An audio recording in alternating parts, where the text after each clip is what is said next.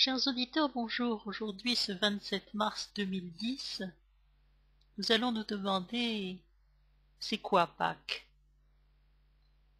Pâques, pour ceux qui croient au Christ, c'est la résurrection du Christ, le jour où il s'est relevé de la mort.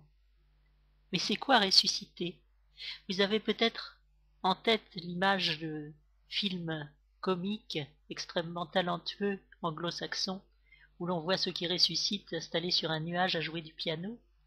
Vous avez peut-être en tête au contraire des films de science-fiction terrifiants où les morts sortent des tombeaux.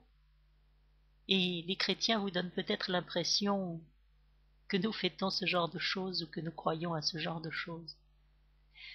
Rassurez-vous, il n'en est rien. Pâques, selon les évangiles, c'est le jour où on a retrouvé vide le tombeau où Jésus avait été enterré.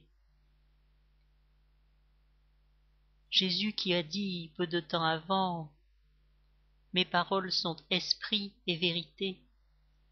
Il ne s'agissait pas donc de parler tellement de son corps, qui de toute façon n'était plus dans le tombeau, mais c'est une façon, je crois, de dire qu'il y a autre chose que ce que l'on voit. Dieu est esprit. Et pour nous, chrétiens, croire en la résurrection du Christ, c'est dire il était mort, il était sur la croix, il a été mis à mort, il a été enterré dans ce tombeau, et pourtant il est vivant. Nous n'avons pas à comprendre comment ni pourquoi. Il se trouve qu'il nous a porté la parole de Dieu et qu'il est vivant. Personne ne peut empêcher qu'il soit toujours vivant, toujours présent parmi nous. La vie éternelle, c'est qu'ils te connaissent, dit Jésus, toi le seul vrai Dieu. Ce n'est pas un film comique où on s'installe sur un nuage pour vivre pour toujours.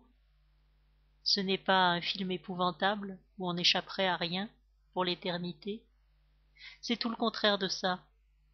C'est la présence de Dieu dès aujourd'hui, pour toujours, invincible, contre laquelle rien ni personne ne peut rien, contre laquelle la mort n'existe même pas. Et la résurrection, pour le croyant, ça commence aujourd'hui. Ce n'est pas après la mort qui nous préoccupe, c'est avant. On peut commencer à être heureux dès aujourd'hui d'une vie nouvelle, quand on sait qu'on est dans la présence de Dieu, Dieu qui nous aime, qui que nous soyons, quel que soit ce que nous avons fait sur la terre, Dieu qui nous donne sa grâce, son amour, même si nous ne le méritons pas, puisqu'aucun des êtres humains ne le mérite par ses propres actions.